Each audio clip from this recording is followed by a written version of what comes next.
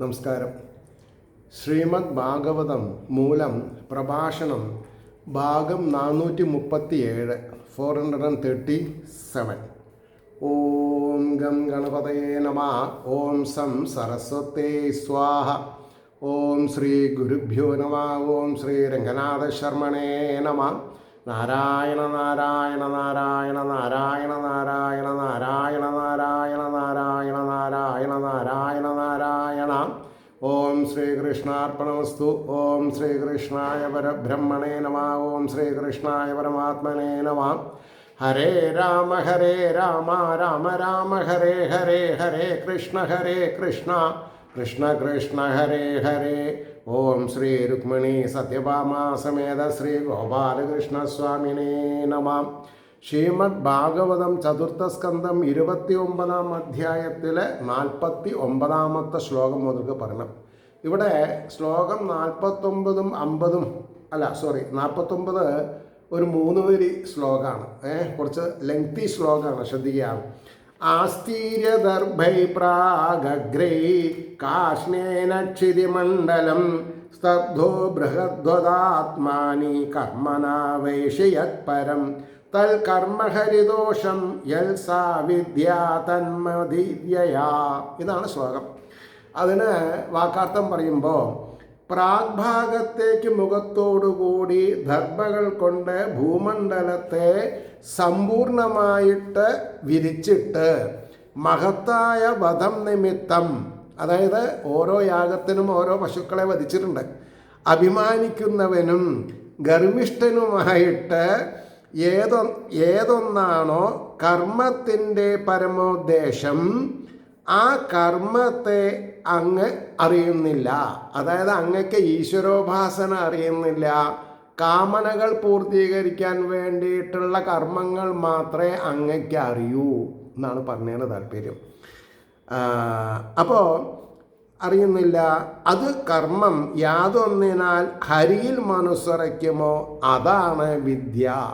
അപ്പോൾ വേദത്തിൽ എല്ലാം പറഞ്ഞിട്ടുണ്ട്, ഹരി പൂജയും പറഞ്ഞിട്ടുണ്ട്. പക്ഷേ ഹരിപൂജയെ വിസ്മരിച്ചുകൊണ്ട് കാമനകളെ പൂർത്തീകരിക്കുന്ന കർമ്മത്തിലാണ് ആൾക്കാർക്ക് താല്പര്യം ഉണ്ടായത്. അതാണ് ഇവിടെ ഇനി പറയാൻ പോണത്. ഇപ്പോൾ ചിലവർ, ഞാൻ ഇന്നൊരു പോസ്റ്റ് ഇട്ടിട്ടുണ്ടായിരുന്നു, ഞാൻ എന്നത് കർത്തൃത്വത്തിന് പാത്രമാവും, അപ്പോൾ അഹങ്കാരം വരുന്നു. അപ്പോൾ ഒരാൾ എന്നോട് പറഞ്ഞു, can you provide N alternative എന്ന്. അതായത് നമ്മളെ കുഴക്കാനുള്ള ചോദ്യമാണത്. ഞാനങ്ങനെ കുഴങ്ങുന്ന ആളല്ല. ഈശ്വരാനുഗ്രഹം കൊണ്ടാണ് ഇന്ന് ഈ ശ്ലോകം എനിക്ക് പറയേണ്ടി വന്നത്. ഇവിടെ എന്താ, പ്രാചീന ബർഹിസിന് ഭൂമിയിൽ മുഴുവൻ ദർഭ വിരിച്ച് യാഗം ചെയ്യാൻ സാധിച്ചു എന്ന ഗർവുണ്ടായി എന്നാണ് പറഞ്ഞത്. ആ ഗർവ് ഉണ്ടാവരുതെന്നേ പറഞ്ഞതിൻ്റെ താല്പര്യമുള്ളൂ. അഹം ബ്രഹ്മാസ്മി എന്നാവാം, അഹം കർത്തൃത്വാഭിമാനി എന്ന് വരാൻ പാടില്ല. എന്തായാലും നമുക്കതിൻ്റെ ഭാവാർത്ഥം ശ്രദ്ധിക്കാം. അപ്പോൾ ഹരിയിൽ മനസ്സ് വയ്ക്കുന്നതാണ് പരമമായ വിദ്യ. അപ്പോൾ വേദാന്തസാരം അറിയാത്തവരുടെ സംസർഗം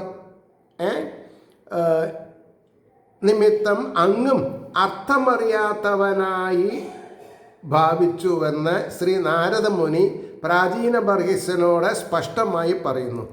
യാഗാദി കർമ്മങ്ങളിൽ അതിശ്രദ്ധയോട് കൂടി കിഴക്കോട്ട് മുഖം തിരിച്ചു വെച്ച് ദർഭകളെ കൊണ്ട് ഭൂമിയെ മുഴുവനും ആച്ഛാദനം ചെയ്തുകൊണ്ടും അസംഖ്യം പ്രാണികളെ വധിച്ചും കൊണ്ടും ഞാൻ അനേകം മഹായാഗങ്ങൾ നടത്തിയ മഹാരാജാവ് എന്ന് അഭിമാനിച്ചും എനിക്ക് സമനായിട്ട് ആരിയ്ക്കുന്നു എന്ന് ഗർവിച്ചും കൊണ്ട് കർമ്മങ്ങളെ നടത്തിയ അങ്ങ് കർമ്മത്തിൻ്റെ ലക്ഷണവും പ്രയോജനവും എന്താണെന്ന് അറിഞ്ഞിട്ടില്ല. കർമ്മസ്വരൂപത്തെയും പരമപ്രയോജനത്തെയും ഞാൻ പറയാം, കേട്ടുകൊള്ളുക. ഏതൊരു കർമ്മം ചെയ്താൽ ശ്രീഹരി പ്രസാദം ലഭിക്കുമോ അതാണ് കർമ്മം. ശ്രീഹരിയിൽ ദൃഢമായ ഭക്തിയെ യാതൊന്നു ജനിപ്പിക്കുമോ അതാണ് വിദ്യ. പുനർജന്മ മരണങ്ങൾക്ക് കാരണമായിരിക്കുന്ന ഭേദദർശനം നിമിത്തം ചെയ്യുന്ന പ്രാണിവധം സർവാത്മാവായ ഹരിയെ സന്തോഷിപ്പിക്കുകയില്ല. ഏകനായ പരമാത്മാവിനെ അനേകമായി കാട്ടിത്തരുന്നത് വിദ്യയുമല്ല എന്ന് പറഞ്ഞു. അപ്പോൾ ഈ ഒരു ശ്ലോകം ഞാൻ റെഫർ ചെയ്തിട്ട് അവർക്ക് പറഞ്ഞു കൊടുക്കും. അവർക്ക് സാറ്റിസ്ഫൈ ആവണമെങ്കിൽ ആയിക്കോട്ടെ, ഞാൻ അത്രേ പറയുന്നുള്ളൂ. ഇനി ശ്ലോകം 50. ഹരിദേഹഭൃതാത്മാത്മാ സ്വയം പ്രകൃതിരീശ്വര തത്പാദമൂലം ശരണം യഥക്ഷേമോ നൃണാമിഹ. ദേഹം ധരിച്ചിരിക്കുന്നവരുടെ ആത്മാവ് ഹരിയാകുന്നു, അത് സ്വഭാവവുമാകുന്നു, പ്രേരകനുമാകുന്നു. ഹരിയുടെ പാദമൂലം രക്ഷാസ്ഥാനം. യാതൊന്നിൽ നിന്ന് മനുഷ്യർക്ക് ഈ ജന്മത്തിൽ തന്നെ ക്ഷേമം ഭവിക്കുന്നു എന്നാണ്. ആരാണ് ശ്രീഹരിയുടെ പാതാരവിന്ദത്തിൽ അഭയം പ്രാപിക്കുന്നത്? അവരൊക്കെ രക്ഷപ്പെടും. ഇനി അതിൻ്റെ ഭാവാർത്ഥാണ് പറഞ്ഞത്. ശരീരങ്ങളെ ധരിച്ചിരിക്കുന്ന എല്ലാവരുടെയും ആത്മാവും അവരെ അതാത് വ്യാപാരങ്ങളിൽ പ്രേരിപ്പിക്കുന്നവനും അതാത് കർമ്മങ്ങളുടെ ഫലത്തെ ദാനം ചെയ്യുന്ന സർവേശ്വരനും ശ്രീഹരിയാകുന്നു. അതിൽ യാതൊരു സംശയമില്ല. എന്നിട്ട് പറയണു, ആ ദേവന്റെ പാദമൂലത്തെ ശരണം പ്രാപിക്കുന്നത് തന്നെ മനുഷ്യർക്ക് ഈ ജന്മത്തിൽ ക്ഷേമത്തിനു കാരണം എന്ന് പറയണ്ടേ. ഇനി 51-ാമത്തെ ശ്ലോകം. സവൈ പ്രിയതമശ്ചാത്മാ യതോ ന ഭയമണ്വഭി ഇതി വേദ സവൈ വിദ്വാൻ യോ വിദ്വാൻ സ ഗുരുർഹരി. അവൻ തന്നെ അത്യന്തം പ്രിയമുള്ളവൻ, ആത്മാവും യാതൊരുവനിൽ നിന്ന് അല്പമെങ്കിലും ഭയമില്ല എന്ന് യാതൊരുവൻ അറിയുന്നു. അതായത് ആത്മാനന്ദം അനുഭവിക്കാൻ തുടങ്ങിയാൽ ഈ പ്രപഞ്ചത്തിൽ ഒരു വസ്തുക്കളായിട്ടും നമ്മൾക്ക് ഭയം ഉണ്ടാവില്ല. ഇപ്പം ഭയം തോന്നാൻ കാരണം എന്താ? അതിന് കാമ, ക്രോധ, മത, മത്സര, ലോഭ, ഭയം, ഇങ്ങനെ 6 ശത്രുക്കളാണ് നമ്മുടെ ഉള്ളിലുള്ളത്. അവരെ ഇല്ലാതെ കണ്ടാക്കണം. അപ്പോൾ പറയണു, അവൻ തന്നെ വിദ്വാൻ. ആര്? ഈ ഷഡ്വൈരികളെ നീക്കം ചെയ്തവൻ. യാതൊരുവൻ വിദ്വാനോ അവൻ ഗുരുവും ഹരിയുമാകുന്നു. ആരേനെയാണ് വിദ്വാൻ എന്ന് പറഞ്ഞത്? കുറച്ചെന്തെങ്കിലും വിദ്യ പഠിച്ചവനല്ല, സാക്ഷാൽ ശ്രീഹരിനെ. അവിടെ പോയിട്ടേ നിൽക്കുള്ളൂ. ആരാണ് ശരിക്കുള്ള വിദ്വാൻ ചോദിച്ചാൽ it ends with the name of Lord Hari. That's ആൾ. ഇനി അതിൻ്റെ ഭാവാർത്ഥാണ് പറഞ്ഞത്. എങ്ങനെ? ഏവർക്കും അത്യന്തം പ്രേമാസ്പദമായിരിക്കുന്നത് യാതൊന്നോ ആ ആത്മാവ് ശ്രീ ഹരിയാകുന്നു. അവനിൽ നിന്ന് അണുമാത്രവും ഭയം ആർക്കും ഉണ്ടാകയില്ല. മനുഷ്യന്മാരിൽ നിന്ന് ഭയം ഉണ്ടാവും. കാരണം എന്താ? മമതാഗ്രന്ഥികളാണ്. ഈ വിധം അറിയുന്നവൻ യാതൊരുവനോ അവൻ തന്നെ വിദ്വാൻ. അപ്രകാരം വിദ്വാനായവൻ ആരോ അവൻ തന്നെ ഉപദേശിപ്പാൻ സമർത്ഥനായ ഗുരു. അവൻ തന്നെ ശ്രീഹരി. അപ്പോൾ പരം ഗുരു ആരാ? ആത്മാവ്. ആത്മാവ് ആരാ? ശ്രീ ഗുരു. ശ്രീ ഹരി. നാരദ ഉവാച. 52-ാമത്തെ ശ്ലോകം. പ്രശ്നേവം ഹി സംചിന്നോ ഭവത പുരുഷർഷഭ അത്ര മേ വദതോ ഗുഹ്യം നിശാമയ സുനിശ്ചിതം. പുരുഷശ്രേഷ്ഠ, അങ്ങയുടെ ചോദ്യം ഇപ്രകാരം ഉത്തരം പറയപ്പെട്ടതായിരിക്കുന്നുവല്ലോ. ഇതിൽ ഗോപ്യത്തെ പറയുന്ന എന്നിൽ നിന്ന്, ഗോപ്യത്തെ എന്ന് പറഞ്ഞാൽ സൂക്ഷ്മമായിട്ട് അറിയേണ്ടത്, സ്വകാര്യം എന്ന് പറയും, പ്രൈവസി എന്നാ പറയുള്ളൂ, അല്ലാണ്ട് സീക്രട്ട് എന്നല്ല. ഈ സീക്രസി എന്നുള്ള വാക്ക് മോശമാണ്, പ്രൈവസി എന്നുള്ള വാക്ക് കേമാണ്. അപ്പോൾ പറയുന്നു, പിന്നെ അവൻ തന്നെ ശ്രീഹരി എന്ന് പറഞ്ഞു അല്ലേ. അപ്പോൾ നാരദ ഉവാച. പ്രശ്നം ഏവം ഹി സംചിന്നോ ഭവത പുരുഷർഷഭ അത്ര മേ വദതോ ഗുഹ്യം നിശാമയ സുനിശ്ചിതം. പുരുഷശ്രേഷ്ഠ, അങ്ങയുടെ ചോദ്യം ഇപ്രകാരം ഉത്തരം പറയപ്പെട്ടതായിരിക്കുന്നുവല്ലോ.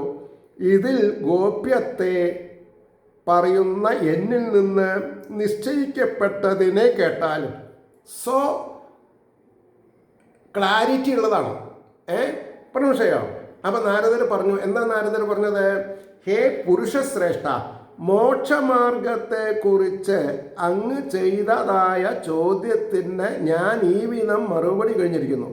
ഇപ്പോൾ അങ്ങ് കാലതാമസം കൂടാതെ പ്രവർത്തിക്കേണ്ടത് എന്താണെന്ന് അറിയിപ്പിക്കുവാനായി ഈ സംഗതിയിൽ വിദ്വാൻമാർ ആലോചിച്ചുറപ്പിച്ചിരിക്കുന്നതും ദേവഗുഹ്യവുമായ സംഗതിയെ ഞാൻ പറയാം, കേട്ടുകൊള്ളുക എന്നാണ് പറഞ്ഞത്. ഇനി 53-ാമത്തെ ശ്ലോകം 4 വരിയാണ്. എങ്ങനെ? ക്ഷുദ്രം ചരം സുമനസാം ശരണേ മിഥിത്വാ രക്തം ഷഡംഗ്രിഗണസാമസുലുബ്ധകർണം അഗ്രേ മൃഗാനസുദൃപോ അവിഗണയ്യയാണ്ടം പൃഷ്ടേ മൃഗം മൃഗയലുബ്ധകഭാണഭിന്നം. പറയണു, അല്പമായി സഞ്ചരിക്കുന്നതും അല്പമായിട്ട് സഞ്ചരിക്കുന്നത് പോരാ അല്ലേ? പുഷ്പങ്ങളുടെ ആശ്രമത്തിൽ മിഥുനീഭവിച്ചിട്ട് അതിൽ ആസക്തി ഉള്ളവനും, രക്തം എന്നാണ് വാക്ക്, വണ്ടിൻ കൂട്ടങ്ങളുടെ ഗാനങ്ങളിൽ ആഗ്രഹമുള്ള കർണത്തോടു കൂടിയതും പ്രാണങ്ങളെ പോഷിപ്പിക്കുന്ന മുമ്പേ പായുന്ന ചെന്നായ്ക്കളെ ഗണിക്കാതെ കണ്ട് സഞ്ചരിക്കുന്നതും പിൻഭാഗത്തിൽ വേടന്റെ ബാണത്താൽ മുറിയേൽപ്പിക്കപ്പെട്ടതായും ഇരിക്കുന്ന മാനിനെ അന്വേഷിച്ചു കൊള്ളുക. അതായത് മുമ്പിൽ ചെന്നായ, പിന്നിൽ ബാണം. അപ്പോൾ ആ മാനിൻ്റെ അവസ്ഥ എന്താ? ചെന്നായുടെ കടി കൊണ്ട് മരിക്കണോ, പിന്നിന്ന് വേടൻ അയച്ച അസ്ത്രം കൊണ്ട് മരിക്കണം? നമ്മുടെ അറിവില്ല പൈതങ്ങളുടെ സ്ഥിതി ഇതാണ്. അറിവുണ്ടെങ്കിൽ അവൻ മോക്ഷമായി, അവനൊന്നും പേടിക്കില്ല. അപ്പം അതിൻ്റെ ഭാവാർത്ഥം, മുന്നിലും പിന്നിലും കൂടി ആപത്ത് വന്നെടുക്കുന്നതായാൽ അതിവേഗത്തിൽ നിവൃത്തി കാണണം. അതൊരു ആപ്തവാക്യമാണ്. വേഗത്തിൽ നിവൃത്തി കാണണം എന്നാണ്. കാര്യം നീട്ടിവെക്കുന്നത് ദോഷമാണെന്നറിയിപ്പാൻ ഒരു മാനിനെ ദൃഷ്ടാന്തപ്പെടുത്തി ഉപദേശിക്കുന്നു. അല്പകാലം അല്പവേഗതയിൽ അല്പപദാർത്ഥങ്ങളെ ആഗ്രഹിച്ച് സഞ്ചരിക്കുന്ന സ്വഭാവമുള്ളതായ ഒരു മാൻ പുഷ്പാതി രമ്യ പദാർത്ഥങ്ങളുള്ള ഒരു വനത്തിൽ പേടയുമായി ക്രീഡിച്ചും ആ ക്രീഡയിൽ തന്നെ മനസ്സിരുത്തിയും കൊണ്ട് പേടയോടുകൂടെ സഞ്ചരിക്കുമ്പോൾ അന്യപ്രാണികളുടെ മാംസം കൊണ്ട് ദേഹപോഷണം ചെയ്യുന്ന ചെന്നായ്ക്കൾ. ഈ ഒരു ഉദാഹരണം നമ്മളെ ഇരുത്തി ചിന്തിപ്പിക്കുന്നതാണ്. അപ്പോൾ ആടിൻ്റെയും കോഴിയുടെയും ആടിൻ്റെയും പോത്തിൻ്റെയും മാംസം കഴിച്ച് ശരീരപുഷ്ടി വരുത്തുന്നവരെ എന്താ വിളിക്കുക വേദാന്തത്തിൽ അല്ലെങ്കിൽ ആധ്യാത്മിക പ്രകരണത്തിൽ? ചെന്നായ്ക്കള് എന്ന്. അത് കേൾക്കാൻ സുഖമുണ്ടോ? എനിക്കില്ല. ഞാൻ കഴിക്കണില്ല എന്നുള്ളത് വേറെ കാര്യം. അപ്പോൾ ഈ ഉദാഹരണങ്ങൾ കൂടെയാണ് നമ്മുടെ ശരികളിൽ അഭിമാനിക്കുകയും തെറ്റുകളിൽ പശ്ചാത്തപിക്കുകയും ചെയ്യേണ്ടത്. അതുകൊണ്ടാണ് പറഞ്ഞത്, മുമ്പിൽ നടക്കുന്നുണ്ടെന്ന് അറിയാതെ ഇരിക്കുന്നതിനാൽ ആ ചെന്നായ്ക്കൾ തന്നെ ഹിംസിക്കുമെന്ന് അറിഞ്ഞിട്ടില്ല. പിൻഭാഗത്ത് വരുന്ന വേടൻ്റെ ബാണം തൻ്റെ ദേഹത്തിൽ തറയ്ക്കുന്നതിനടുത്തിരിക്കുന്നു എന്നും അറിഞ്ഞിട്ടില്ല. ഇത് രണ്ടും നടക്കും. പൂന്തേൻ നുകർന്ന് രസിച്ച മുരണ്ട പറക്കുന്ന വണ്ടുകളുടെ ശബ്ദം കേട്ട് ആനന്ദിക്കുന്നതിൽ മനസ്സിരുത്തിയും കൊണ്ട് സഞ്ചരിക്കുന്ന മാനിൻ്റെ അവസ്ഥയെപ്പറ്റി ചിന്തിച്ചു കൊള്ളുക. മുൻഭാഗത്ത് ചെന്നായ്ക്കളും പിൻഭാഗത്ത് വേടനും ഉള്ളത് കൊണ്ട് എത്ര നേരം ഈ വണ്ടിനാഥ ശ്രവണ ആനന്ദവും പേടമാനിനോടുള്ള ചേർച്ചയിൽ നിന്ന് സിദ്ധിക്കുന്ന ആനന്ദവും അനുഭവിപ്പാൻ സാധിക്കുമെന്നോർക്കാത്ത മാനിൻ്റെ അവസ്ഥയല്ലയോ മനുഷ്യരുടെ അവസ്ഥ. ഇതിൽ നിന്നാണ് നമ്മൾ കാര്യങ്ങൾ മനസ്സിലാക്കേണ്ടത്. ഇനി വളരെ ശ്രദ്ധിക്കേണ്ട ഒരു കാര്യം, 54-ാമത്തെ ശ്ലോകം മുതൽക്ക് ശ്ലോകത്തിൻ്റെ ഘടനയ്ക്ക് വ്യത്യാസം വരും. പ്രോസാണ്. ഇതുവരെ നമ്മൾ പറഞ്ഞത് പദ്യമാണ്. അപ്പം ഇനി വരുന്ന 5-ാമത്തെ സ്കന്ധം മുഴുവൻ എന്താണ്? പ്രോസാണ്. അത് വായിക്കാനും ബുദ്ധിമുട്ടാണ്, ശ്രദ്ധിക്കണം. അർത്ഥം അതിലേറെ ബുദ്ധിമുട്ടാണ്, ശ്രദ്ധിക്കണം. അപ്പം അതിനൊരു ടേസ്റ്റ് എന്നുള്ള രീതിയിലാണ് ഇവിടെ 54-ാമത്തത് ഒരു ചെറിയ പ്രോസായിട്ട് പറയുന്നുണ്ട്. പറഞ്ഞ ശൈലി. കാരണം ഭക്തിയാകുന്ന നദി വ്യാസരുടെ തൂലികയിൽ നിന്ന് ചലിക്കുമ്പോൾ ചില നിഷ്ഠകളിൽ നിന്ന് മേലേക്ക് പോവും ഈ സംഭാഷണം. അതാണ് ഈ പഞ്ചമസ്കന്ധം വളരെ കഠിനം എന്ന് പറയാൻ കാരണം എന്താ? പഞ്ചമസ്കന്ധത്തിൽ ഒരു മീറ്ററും ഇല്ല. മീറ്റർ എന്ന് പറഞ്ഞിട്ടുണ്ടെങ്കിൽ പിന്നെന്താണ് പറയുക, പിന്നെ എന്താണ് പറയുക, അലങ്കാരം എന്നാണ് പറയുക. പദങ്ങളെ ഒരു പ്രത്യേക രൂപത്തിൽ ഇത് ഇന്ന അലങ്കാരമാണ് പദ്യം എന്ന് പറയും. ഇത് അലങ്കാരമില്ല, പ്രോസാണ്. അത് നോക്കിക്കോളൂ.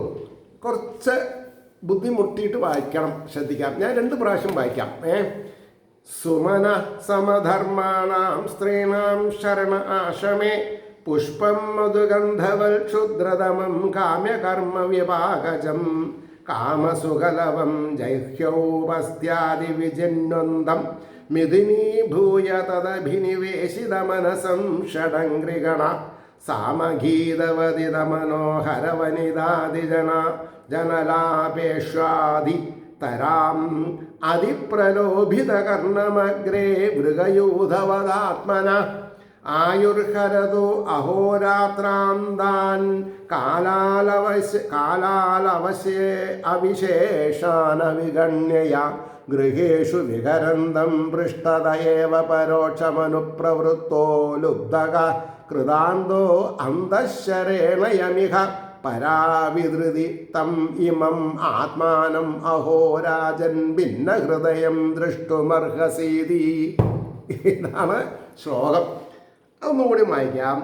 സുമന സമധർമാണാം സ്ത്രീണാം ശരണ ആശ്രമേ പുഷ്പമധുഗന്ധവക്ഷുദ്രതമം കാമ്യകർമ്മ വിഭാഗജം കാമസുകലവം ജൈഹ്യൗ അപ്യസ്ത്യാദി വിജിന്വന്തം മിഥുനീഭൂയ തദഭിനിവേശിതമനസം ഷഡംഗ്രിഗണ സാമഗീതവദിത മനോഹരവനിതാദിജനാലാപേഷാദിതരാം അതിപ്രലോഭിത കർണമഗ്രേ മൃഗയൂധവദാത്മന ആയുർഹരതോ അഹോരാത്രാന്താൻ കാലാലവിശേഷാന വിഗണയ്യ ഗൃഹേഷു വിഹരന്തം പൃഷ്ടത ഏവ പരോക്ഷം അനുപ്രവൃത്തോ ലുബ്ധക കൃതാന്തോ അന്തഃശരേണയമിഹ പരാവിധൃതി തം ഇമം ആത്മാനം അഹോരാജൻ ഭിന്നഹൃദയം ദ്രഷ്ടുമർഹസീതി. ഇനി അതിൻ്റെ വാക്കാർത്ഥം പറയാം. പുഷ്പങ്ങളെ പോലെ പ്രഥമ ദർശനത്തിൽ സൗന്ദര്യാദി ഗുണങ്ങളുള്ളവരാണെങ്കിലും ഉത്തരക്ഷണത്തിൽ വാടിയുണങ്ങി വിരസകളായി ഭവിക്കുന്ന പൂക്കൾക്ക് അങ്ങനെ ഒരു പ്രശ്നമുണ്ട്. വളരെ മുട്ടിൽ നിന്ന് അങ്ങോട്ട് വിടർന്ന് എല്ലാവരെയും മോഹിപ്പിക്കും. പിറ്റേ ദിവസം മുതൽക്കത് വാടാൻ തുടങ്ങും. അതാണ് സ്ത്രീകളുടെ അവസ്ഥ എന്നാണ്. സ്ത്രീകൾ അങ്ങോട്ട് പുഷ്ടി പ്രാപിച്ച് എല്ലാവരുടെയും കൗതുകത്തിന് പാത്രീഭൂതരാകും. അത് കഴിഞ്ഞാലോ വാടാൻ തുടങ്ങും. അതാണ്. അപ്പോൾ രക്ഷയെ അപേക്ഷിച്ചു കൊണ്ടിരുന്ന ഗൃഹാശ്രമത്തിൽ പുഷ്പങ്ങളുടെയും പുഷ്പരസങ്ങളുടെയും വാസനയെന്ന പോലെ അത്യന്തം തുച്ഛവും കാമ്യകർമ്മങ്ങളുടെ ഫലമായി പരിണമിച്ചിരിക്കുന്നതുമായ എത്രയും നിസ്സാരമായ കാമസുഖത്തെ എത്രയും നിസ്സാരമായിട്ട് കണക്കാക്കണം. അതിനുവേണ്ടി ആൾക്കാർ തലകുത്തി മറിയുന്നുണ്ട് എന്നുള്ളതൊരു വാസ്തവമാണ്. തണ്ടലൊടിയും, കയ്യും കാലും കേടുവരും തലകുത്തി മറിഞ്ഞാൽ. എന്നാൽ അതാണ് നടക്കുന്നത്. അപ്പോൾ തുച്ഛമായതിനെ എന്തിനാ ആഗ്രഹിക്കണമെന്നാണ് ഇവിടെ ചോദ്യം.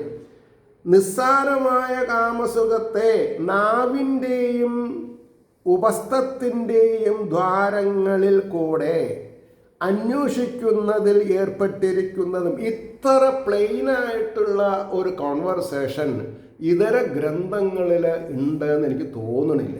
എന്നാൽ സനാതനത്തിൽ എന്തിനാ ഇങ്ങനെ പച്ചയ്ക്ക് പറഞ്ഞത്? വൈരാഗ്യം വരാൻ വേണ്ടിയിട്ട്, വിരാഗം സംഭവിക്കാൻ വേണ്ടിയിട്ട്.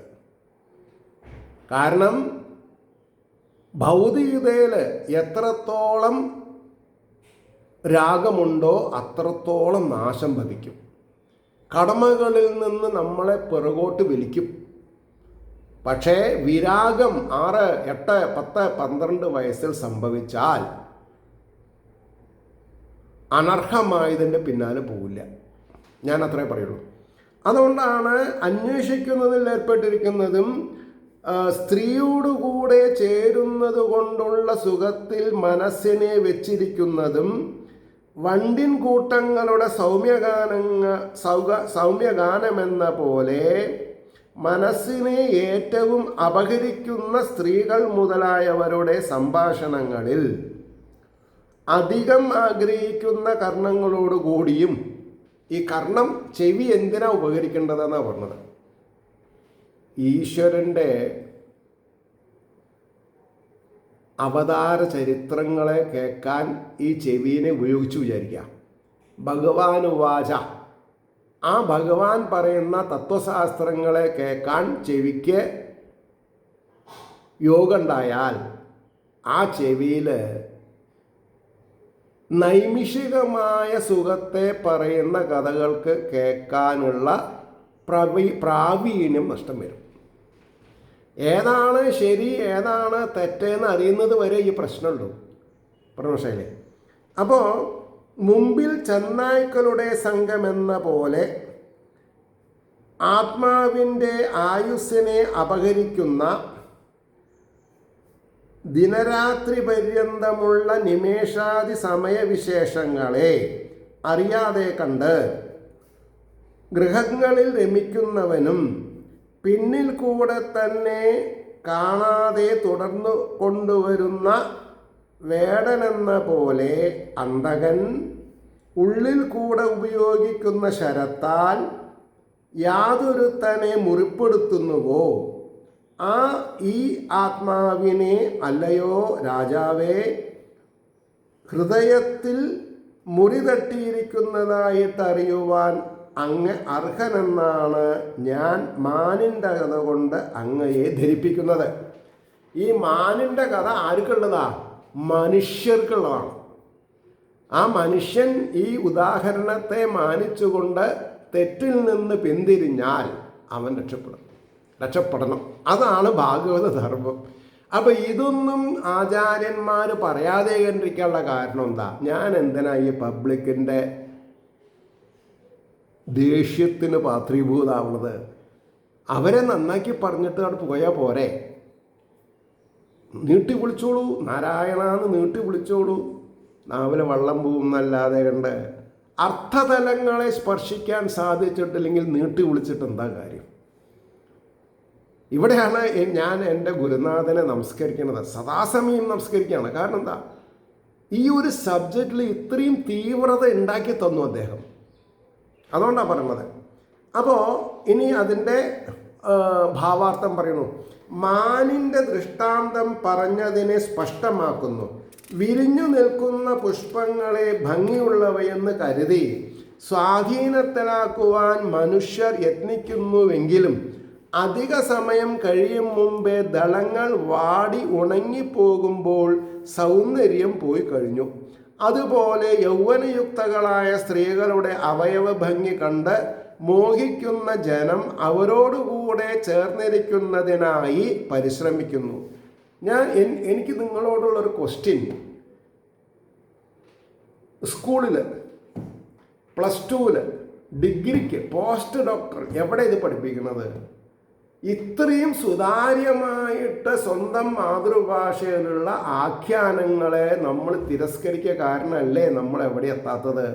എന്നിട്ട് ഞാൻ ഭാഗവതം നന്നായിട്ട് സ്പീഡിൽ വായിക്കും എന്ന് പറഞ്ഞിട്ട് നമ്മൾ അഹങ്കാരം കാണിക്കണില്ലേ? ആ അഹങ്കാരം നാശത്തിനുള്ളതല്ലേ? ആലോചിച്ച് നോക്കൂ.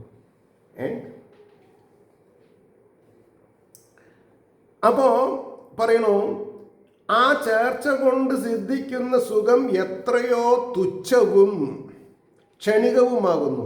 പൂന്തേൻ നുകരുന്ന സമയത്തിൽ അനുഭവപ്പെടുന്ന ഒരു മധുരരസം പോലെ അല്പസമയത്തിൽ യൗവനം കഴിയുന്നതുവരെ മാത്രം അതൊരു സുഖമാണെന്ന് തോന്നും. പിന്നെ ഉണ്ടാവുന്നത് ട്യൂബർകുലോസിസം. മനുഷ്യൻ്റെ ഓജസ് ആവശ്യത്തിലധികം ദുർവിനിയം ചെയ്താൽ ഷുവർ TB, ക്ഷയം എന്നാ പറയാൻ, പഷ്മാവ് എന്ന സംസ്കൃതത്തിൽ പറയും.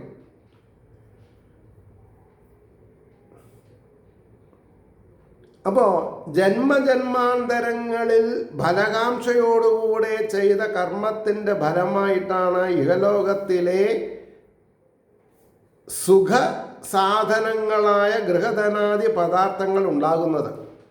അതുകൊണ്ടാണ് സാക്ഷാൽ ശ്രീകൃഷ്ണൻ തൻ്റെ ഗുരുകുല വിദ്യാഭ്യാസ കാലത്തെ സതീർത്ഥ്യനായിരിക്കുന്ന കുചേലന് ധാരാളം ദാരിദ്ര്യത്തെ കൊടുത്തു. തമോ ഗുണവും രജോ ഗുണവും ഇല്ലാണ്ടാക്കി, സാത്വിക ഗുണനിധിയാക്കി. അദ്ദേഹം 24 മണിക്കൂറും ഹരേ രാമ രാമ രാമ ഹരേ ഹരേ ഹരേ കൃഷ്ണ കൃഷ്ണ കൃഷ്ണ ഹരേ ഹരേ ജപിച്ചുകൊണ്ടിരിക്കുകയാണ്.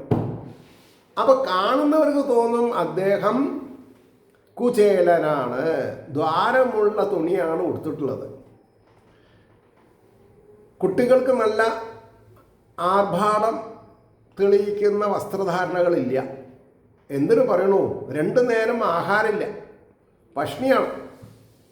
അതൊന്നും ആ സാധു ബ്രാഹ്മണൻ അറിയുന്നില്ല. ആ സാധു എന്നുള്ളത് പിച്ചക്കാരനല്ല, അദ്ദേഹം ആരാ? സാക്ഷാൽ വിജ്ഞാന സർവസ്വ. എല്ലാറ്റിലും മീതെ ശ്രീഹരിയാണ്, ശ്രീകൃഷ്ണനാണ് എന്ന് അദ്ദേഹത്തിന് അറിയാം. പക്ഷേ ലോകരായ നമ്മളെ ബോധ്യപ്പെടുത്താൻ വേണ്ടി തൻ്റെ വാമഭാഗം പറയുന്നത് കേൾക്കുന്നു എന്ന വ്യാജേന അദ്ദേഹം എന്ത് ചെയ്തു? ദ്വാരകയിലേക്ക് പോയി. ദ്വാരകയിൽ പോയിട്ട് ശ്രീകൃഷ്ണ പരമാത്മാവിൻ്റെ ഔചിത്യപൂർണമായിട്ടുള്ള എന്താ പറയുക സ്വീകരണങ്ങളൊക്കെ സ്വീകരിച്ച് പിറ്റേ ദിവസം യാത്രയും പറഞ്ഞു പോന്നു. വഴിയിൽ അദ്ദേഹത്തിൻ്റെ ചിന്താപദ്ധതി എന്തായിരുന്നു? എന്തുകൊണ്ട് ഭഗവാൻ എനിക്ക് ഒന്നും തന്നില്ല, ഒന്നും ചോദിച്ചതുമില്ല, പറഞ്ഞതുമില്ല. അങ്ങനെ അദ്ദേഹം തൻ്റെ നാട്ടിലെത്തിയപ്പോൾ സ്ഥലം മാറിപ്പോയോ എന്ന് അദ്ദേഹത്തിനൊരു തോന്നലുണ്ടായി എന്നാണ് പറഞ്ഞത്. അപ്പോഴാണ് സർവാലങ്കാര വിഭൂഷിതയായിട്ടുള്ള അദ്ദേഹത്തിൻ്റെ സഹധർമ്മിണി അനേകം ദാസിമാരോടുകൂടി ഇദ്ദേഹത്തെ സ്വീകരിക്കാൻ വരികയാണ്. വരൂ, അങ്ങക്ക് തെറ്റ് പറ്റിയിട്ടില്ല, അങ്ങയുടെ ഗൃഹം ഇവിടെയായിരുന്നു. പക്ഷേ അങ്ങയുടെ സതീർത്ഥ്യം ചെയ്തിട്ടുള്ള അനുഗ്രഹാസസ്സുകൾ കാരണം ഇതിപ്പോൾ ഇന്ദ്രൻ്റെ അരമന പോലെയുള്ളതായിട്ടുണ്ട്. അപ്പോൾ ഭഗവാനെ മനസ്സിൽ കണ്ട് അശ്രുഗണങ്ങൾ തൂകിയിട്ടുള്ള കുചേലൻ്റെ വാക്കുകളുണ്ട്. എന്താ? ഞാൻ ഭഗവാന്റെ ഈ മായയിൽ ഞാൻ കുടുങ്ങില്ല, ഞാനത് പരിഗ്രഹിക്കണം, പക്ഷെ ഞാൻ സ്വന്തമാക്കണില്ല എന്നാ. ഞാൻ തൊട്ട് തലോടി, അദ്ദേഹത്തിനെ ഞാൻ ബഹുമാനിക്കണം. ഞാൻ ഇന്നലെ വരെ ഞാൻ എങ്ങനെ കഴിഞ്ഞോ അതേപോലെ ഇനിയുള്ള കാലം കഴിഞ്ഞോളാന്നാ. അതിനാണ് ഭക്തിജ്ഞാന വൈരാഗ്യം വരുത്തി. അതുകൊണ്ട് അദ്ദേഹത്തിന് മോക്ഷം കിട്ടി. നമ്മളെല്ലാ സപ്താഹത്തിനും അവിടെയും ഇവിടെയും ബസ് കയറി പോയി, കാറിൽ പോയി, ഓട്ടോയിൽ പോയി, ബൈക്കിൽ പോയിട്ട് 25 റുപ്യയുടെ അവിൽപ്പൊതി വയ്ക്കണു. കുചേലന് കിട്ടിയിട്ടുള്ള സമ്പത്തിനെ പോലെ എനിക്കും സമ്പത്ത് കിട്ടണം എന്ന് പറഞ്ഞു. എങ്ങനെയാണ് കിട്ടാൻ പോണില്ല. കാരണം ധർമ്മ വിലോപം ഉണ്ടാക്കുക. അതുകൊണ്ടാണ് പറഞ്ഞത്. അപ്പോൾ പറഞ്ഞു, ജിഹ്വയെയും ഉപസ്ഥത്തെയും തൃപ്തിപ്പെടുത്തുവാൻ ഉപകരിക്കുന്ന സാധനങ്ങളെ തിരഞ്ഞുകൊണ്ട് തന്നെ കാലം കഴിക്കുന്നു. സ്ത്രീ സഹിതനായി ഇരുന്ന് മതിമറന്ന് ആ സുഖത്തിൽ നിന്ന് മുങ്ങിപ്പൊങ്ങുന്നു. വണ്ടിൻ്റെ നാദത്തിലെന്ന പോലെ സ്ത്രീമുഖത്തിൽ നിന്ന് പുറപ്പെടുന്ന വാക്കുകളിൽ ആനന്ദിക്കുന്നു. മാനിനെ കൊന്നു ഭക്ഷിപ്പാൻ ഒരുങ്ങി വന്നിരിക്കുന്ന ചെന്നായ്ക്കൾ എന്ന പോലെ വിഷയത്തിൽ മുങ്ങിക്കിടക്കുന്ന മനുഷ്യൻ്റെ ആയുസ്സിനെ അപഹരിച്ചുകൊണ്ട് മുമ്പിൽ സഞ്ചരിക്കുന്ന നിമേഷാധികാലത്തെയോ വ്യാധികൾ കൊണ്ട് ഉള്ളിൽ കൂടി ശരീരത്തെ നശിപ്പിച്ചുകൊണ്ടിരിക്കുന്ന മനുഷ്യൻ്റെ ജീവിതം നശിപ്പിച്ചുകൊണ്ടിരിക്കുന്ന അന്തകനെയോ കുറിച്ച് ആലോചിക്കാതെ ഗൃഹധർമ്മങ്ങളിൽ ക്രീഡിക്കുന്ന മനുഷ്യൻ്റെ ജീവിതം നിഷ്ഫലമായി പോകുന്നു. മനുഷ്യൻ്റെ ജീവിതം നിഷ്ഫലമായി പോകുന്നു. ഇതാണ് വിഷയാസക്തൻ്റെ സ്ഥിതി. ഇനി എന്താ വേണ്ടതെന്ന് നിങ്ങൾക്ക് തീരുമാനിക്കാം. അല്ലയോ രാജാവേ, അങ്ങ് ഇപ്പോൾ തന്നെ ജാഗരൂകനായിരിക്കേണ്ടതാണ്. അങ്ങയുടെ ഹൃദയത്തിലാണ് മുറിവേറ്റിരിക്കുന്നതെന്ന് അറിഞ്ഞുകൊള്ളുക. അത് പറഞ്ഞു. അവിടെ നമുക്ക് നിർത്താം. ഏവർക്കും ശ്രീഹരിയുടെ അനുഗ്രഹാശിസ്സുകൾ നിർലോഭമുണ്ടാവട്ടെ എന്ന് പ്രാർത്ഥിക്കുന്നതിനോടൊപ്പം ലോകാ സമസ്ത സുഖിനോ ഭവന്തു ആയിരിക്കട്ടെ നമ്മുടെ പ്രാർത്ഥന എന്ന് സ്മരിച്ചുകൊണ്ട് വാക്കുകൾ ഉപസംഹരിക്കുന്നു. നമസ്കാരം. നാളെ കാണാം.